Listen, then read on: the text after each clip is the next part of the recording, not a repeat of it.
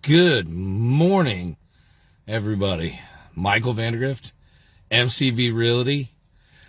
Just wanted to give a shout out today. It is National Fast Food Day. And it makes me think back to when I bought my first home.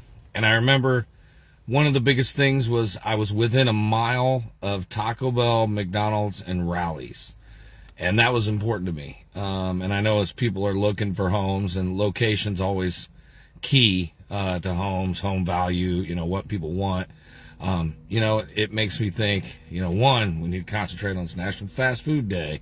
So I'm sure my wife's going to select Taco Bell later, so I'm sure we're getting Taco Bell for dinner.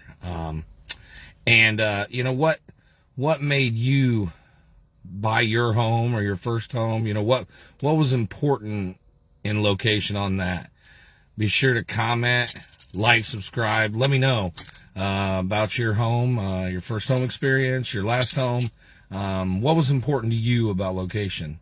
Thanks for everybody viewing, and everyone have a great day. Grace and peace. Bye-bye.